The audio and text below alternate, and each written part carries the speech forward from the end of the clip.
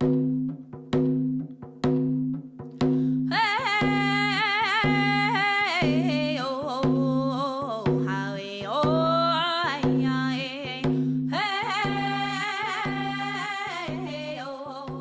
have been bad for our women in mainstream society, but the statistics are staggering. Like the fact that it's 3 times more likely, at least 3 times, some reports even say 5 times more likely for an Aboriginal woman to be a victim of sexual assault, to be murdered or to become missing. People are not interested in it, or not at the point, not even interested in finding out more about what the actual situation is. And across Canada, whether it's Aboriginal or non-Aboriginal, I think it's just an embarrassment to the country overall that this continues to happen, and nobody's saying or taking that positive stand to say we need to stop it, we need to look at why it's happening, and we need to try and stop it from continuing.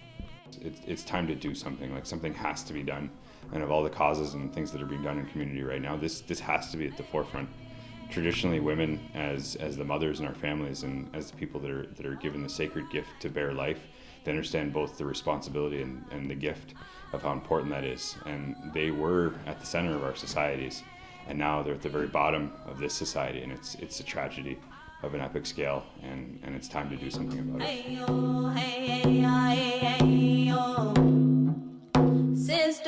Sister, I want you to know you are so strong and beautiful. I gotta know, where did you go? I think that the government has really dropped the ball in not calling a public inquiry. And there's certainly been a lot of press, and the pressure is there. And it's almost as if by not calling an inquiry, they're already admitting that they really aren't that interested. I think the government isn't doing enough to find the murderers. But I'll tell you, if folks who look like me at my age were murdered and missing in half the numbers of these women, we would have had a national inquiry not only started, but finished, completed, and acted on. It's time to start protecting our women, standing up for them, and protecting our givers of life, the ones who gave birth to us. It is today that we need to start fighting and not stop the fight until each and every woman is protected. And traditionally, as Haudenosaunee, I mean, they didn't understand. The settlers never understood why there were these old women that were sitting in the back that seemed to be directing these communities. Well, it's because the old women have the wisdom and the judgment and the knowledge.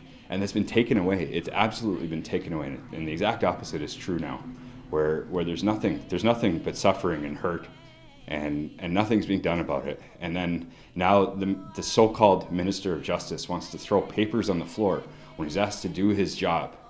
They say all the time that you First Nations people, you need to buy into the economy. You need to fall in line. You need to start being more Canadian and participating in our system. And so our leaders are saying, well, what about the women though? What about the women that are at the center of this? And the Minister of Justice says, here's how I feel about your women. I think that this is going to show the Canadian people and government how strong our people really are. I've seen in our own community where the community is banding together to create awareness, and it's being led by the men. And I think that says something. Their fathers, their brothers, and those are their wives, their sisters, their mothers, their aunties, and change is going to happen one way or another.